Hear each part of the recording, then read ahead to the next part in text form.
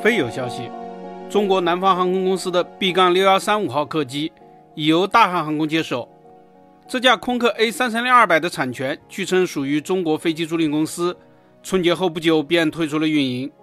3月12日，有飞友发现它飞到了位于韩国釜山的金海国际机场。B-6135 号客机引进于2010年，现在15岁，正值壮年。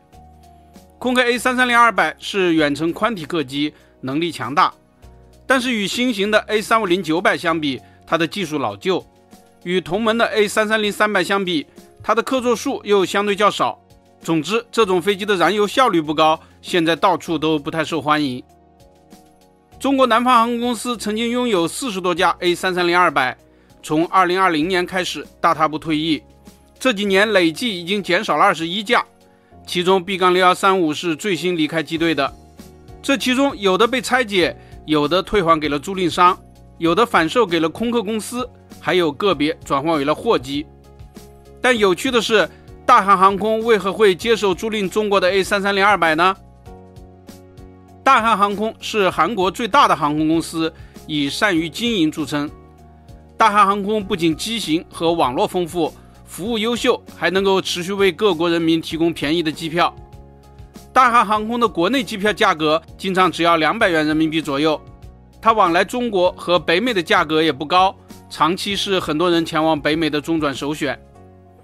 2024年，大韩航空吞并了韩国的第2大航空公司韩亚航空，估计合并后机队规模会稳定在210架左右，这使它会超过全日空，跻身全球前20强。大韩航空有很多空客 A330-300， 但是体积较小的 A330-200 已经处理完毕。那为什么大韩航空在这个时候从中国引进 A330-200 呢？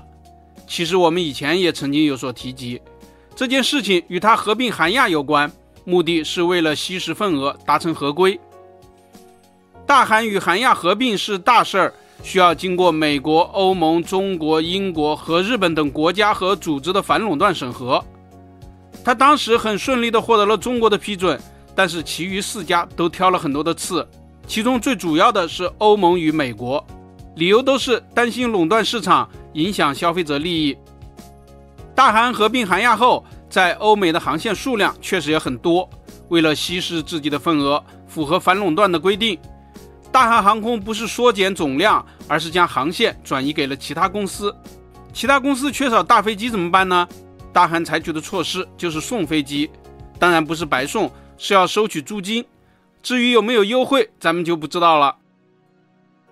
在2024年初，有传闻说大韩航空向 Premier 航空提供了4架波音 787-9。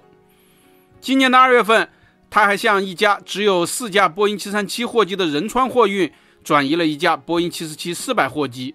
这次他从中国获得的 A330-200 也并非自己使用，而是要转给德威航空。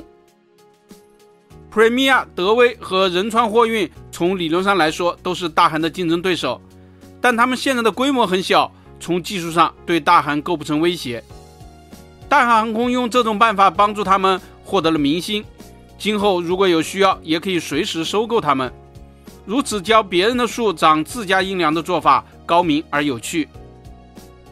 根据资料统计，包括本次的 B-6135 在内，德威航空1年来已经从大韩航空获得了6架 A330-200。A330-200 虽然燃油效率不高，但毕竟腿长，适合于德威航空想要开通远程航线的心情。